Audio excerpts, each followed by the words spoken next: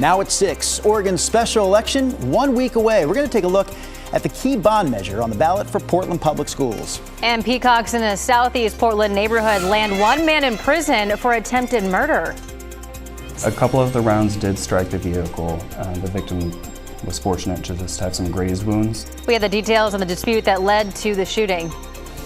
The City of Independence is working to keep people safe along the Willamette this summer. We're going to have more on their new life jacket kiosk coming up here in the 6 o'clock hour of sunrise.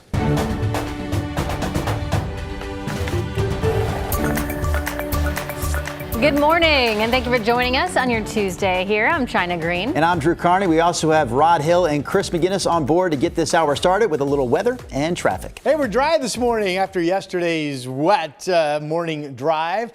Here's a lot of fog out on the west side. This is the camera at the Reserve Vineyards and Golf Club out in Aloha, and you can barely see the ground. Temperature out here with calm winds is 51 degrees. Good visibility coming into the city of Portland. That's our Rose City camera, of course, looking across the Willamette. Calm winds as well, and the same temperature at 51. This will be a mainly dry day that carries a shower threat, but we could easily just not see any rain in most of the valley.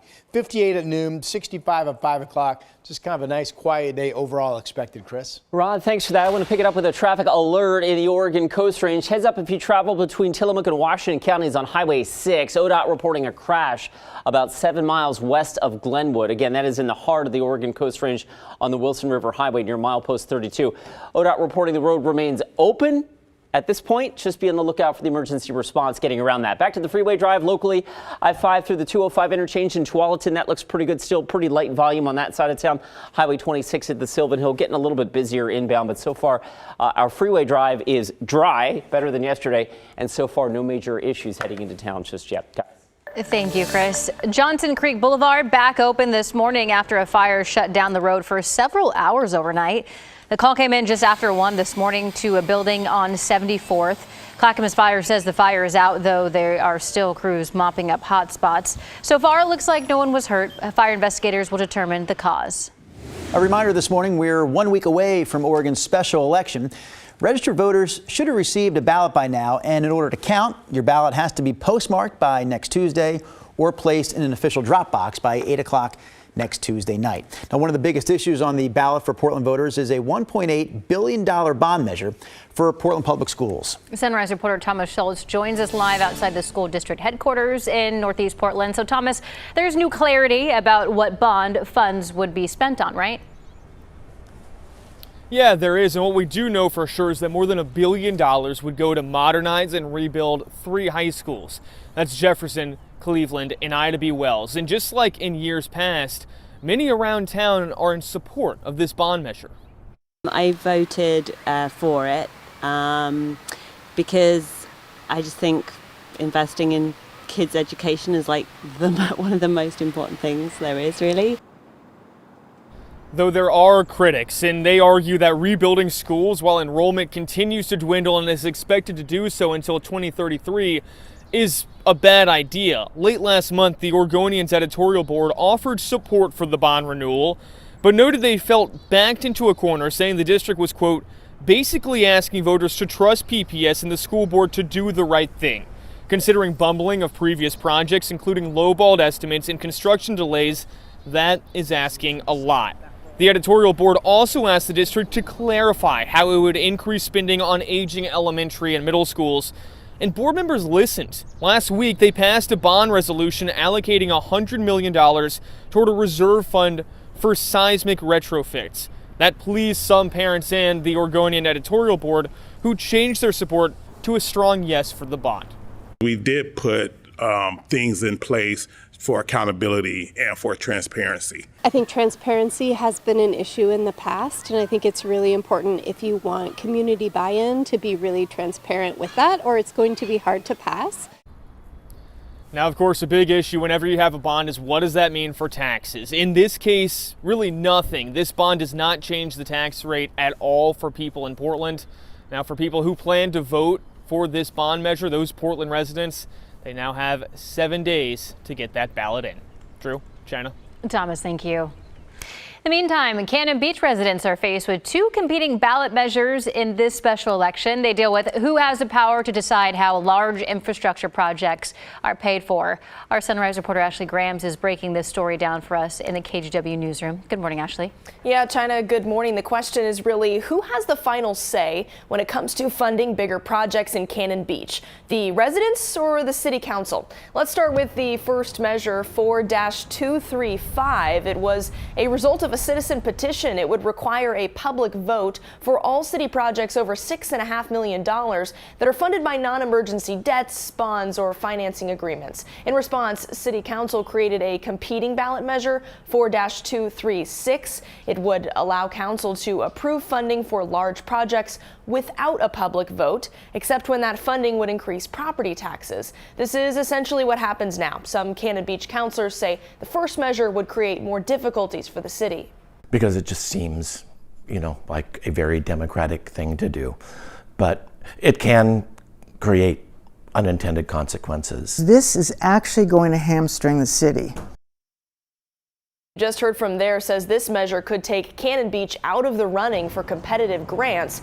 But supporters of 235, the first measure, believe they have plenty of time for a vote and want their voices to be heard. I think that we all live in this community and we should be able to have a say in what sorts of things are happening. Projects of this size take years to develop, get the budget, get the designs, get the community involvement.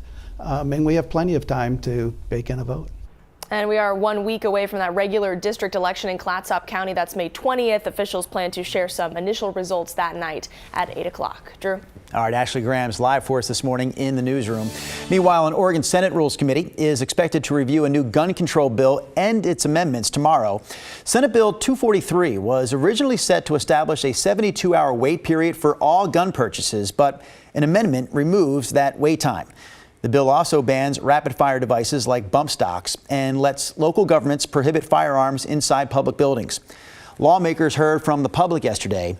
Supporters of the bill say it will help reduce gun violence and suicides, but those looking to have the bill amended say it restricts people's rights to bear arms.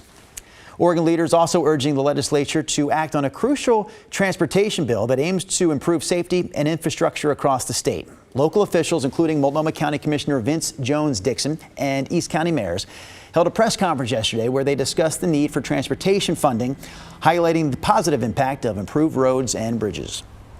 The county lacks enough funding for basic maintenance to do a pavement overlay on Halsey, one of our poorest condition urban roads, which would allow the city to make additional Main Street improvements to help attract new businesses and make this corridor an inviting place for people to walk, shop, work, eat, and drink.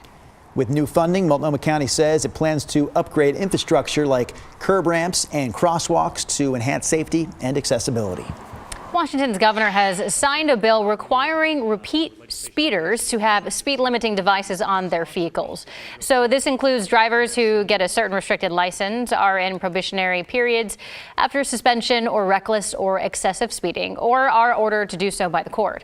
The law, called the BEAM Act, was pushed by the families of 3 children and a carpool driving mom who were killed by a speeding driver last year. The devices keep drivers from going over the posted speed limit, all 3 with exemptions allowed per month. Alaska Airlines just launched a direct flight from Seattle to Tokyo. Alaska's $2 billion merger with Hawaiian Airlines last year made this new flight possible.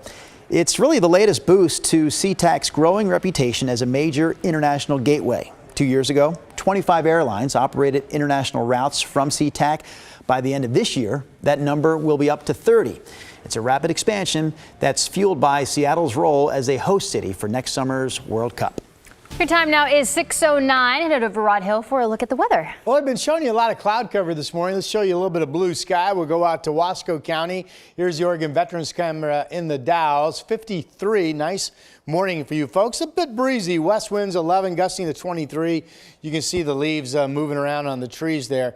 Basically, from the coast to the valley, the low cloud deck is pretty solid this morning. Here's Lincoln City from our Schnickwinds Casino Resort camera, and there's the cloudy skies over downtown Portland. Temperatures are in the mid-40s to about 50 on average this morning. 51 Portland and Vancouver, but 44 Beaverton and Hillsboro, and 46 degrees out in Happy Valley this morning. Again, all reports in the valley are dry under cloudy skies. 48 down in Albany. It's 44 degrees out in Silverton this morning. The best chance of rain today will be east of the Cascades and perhaps some light showers along the Cascades. And there's a thunderstorm threat out across the far east. Generally speaking, we're going to be dry at the coast and in the valley. And the rain chance is not zero. So don't be shocked if a shower pops, but overall this looks to be a dry day for us with a lot of cloud cover. Maybe we develop some sun. We get up to about 65, warmer than the last couple days with the raindrops that we've had. 66 tomorrow, better chance of a few showers tomorrow. And then right now, Thursday afternoon into the evening looks wet. That could be widespread rain coming in. And then a stronger system. If you have Saturday plans, that could be some heftier rain totals as well. And that is your update.